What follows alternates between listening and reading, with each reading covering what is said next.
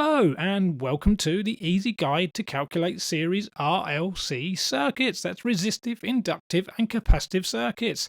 And this is part 2. This time we're going to look at power, phasor diagrams and power factor. Please like, share and subscribe. So we're going to start off with these questions that we've started off in part 1, so go look at part 1 video to see how we arrived at these answers. So we can determine from the following drawing the power dissipated, power total, the power factor, the phase angle, and we're going to draw the phasor diagram for this particular circuit. So let's have a look. So the power, my go-to power formula is I squared R. The reason it's the I squared R because the only component up there that uses power, because it's resistive, is the resistor. XL and XC are pure components and therefore use zero power. So the only component is the R. And we know the current going through it, so we can apply 4.54 squared times 45. And that gives us 927.5 watts as our total power for this circuit. To find the power factor then, power factor equals R divided by Z as a go-to formula. There are other formulas available, but this one works very well indeed. We know the resistance of this circuit. It's 45, and if we go back, and if you're not sure how we arrived at 50.55, then go back to the previous video on part 1 and you will see how we arrived at the Z of 50.55. But if we put this in, then R divided by Z for this particular one, and we get a value of 0.89 lagging. How do we know this is lagging? Because XL is larger than XC. So therefore that is the dominant component, and inductive have a lagging power factor.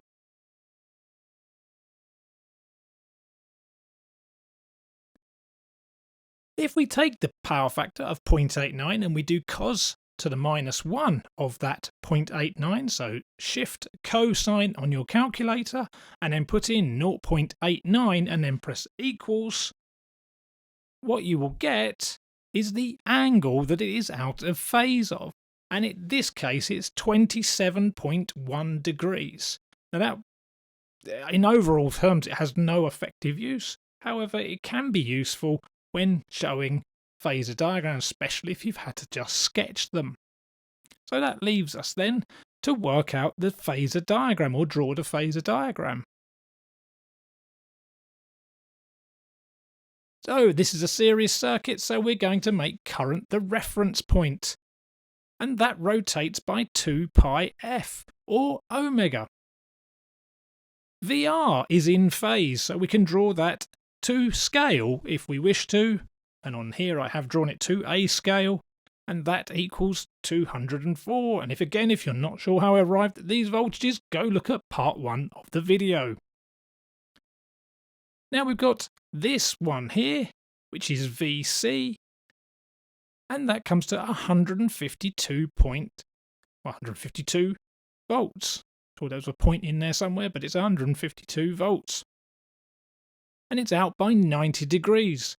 Now I've drawn the blue VR just above the line so you can see, but technically it's on the reference line, but just so we can see it, that's where it is.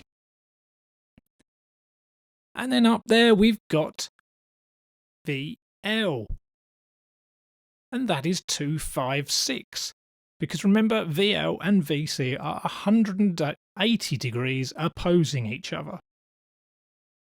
So one leads, one lags. Now what do we do? Well, they cancel each other out, VL and VC, so that's what that is. So we're going to take VC away from VL, and that orangey line is the length of VC.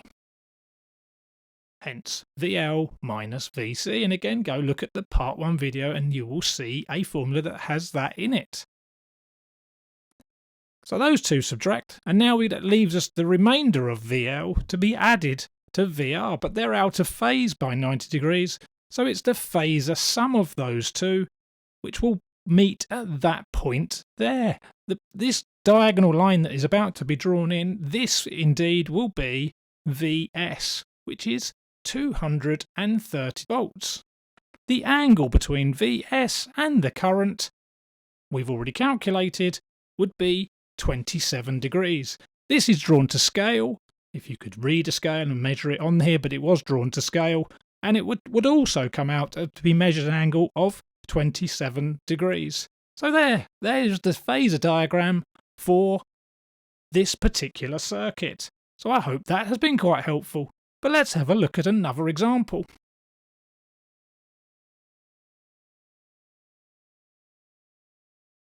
So from the following drawing we're going to work out power total, power factor, phase angle, and draw the phasor diagram. So there's our drawing. We've got different information here.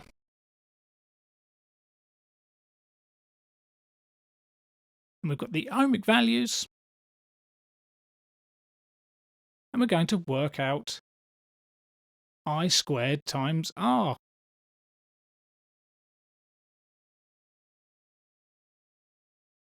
So let's look at the first video. We've had a current, and that was 7.08. So if you're not sure how we arrived at that figure, go look at the first video, and that gives us that as an answer. And that gives us 1152.9 watts. The power factor, R over Z. R is 23, Z, go look at the same video again. And there you'll see it's 23 divided by 32.48. The power factor, 0.71 in this case, and it's lagging again because L, the inductive reactance up there, is larger than XC. And that's my error for not writing XL or XC on there, but that's what they are. Power factor should always be a number 1 or lower. Remember, 1 is a good power factor, means it's in phase, and 0 means it's a terrible power factor, it's out by 90 degrees. We can work out the angle by getting the power factor and doing cos to the minus 1 of the power factor value of 0.71. So shift cos, if you're not sure what that is, and then put 0.71 and then press equals, and you will get the angle. So in this case, it's nigh on, it's 45 degrees out. That leaves us then to draw the phasor diagram.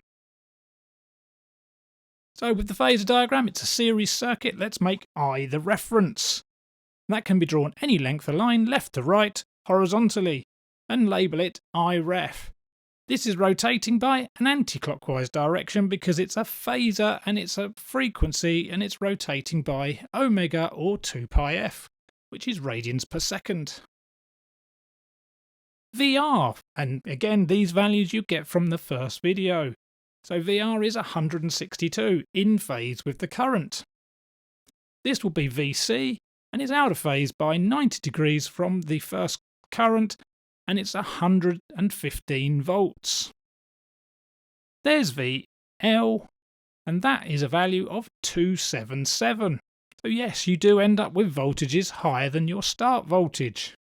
Therefore, it's quite dangerous for inductors to run beyond their standard voltage range.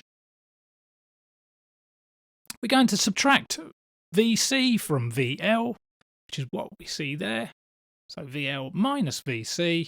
And then the remainder we're going to add to VR. And it's going to be the phasor sum. You can't literally add them because they're out of phase by 90 degrees. And then we draw a line. And if we draw all this to scale, we can do this very accurately indeed, depending on how good your scale is and how good your measurements are. And if we were to put a protractor on there, we would be able to find the angle. But so therefore this is VS. And we know it's out of phase by 45 degrees. So, I hope this has helped. Good revision, good teaching aid. Please like, share and subscribe. This is Sparky Help. Thank you very much.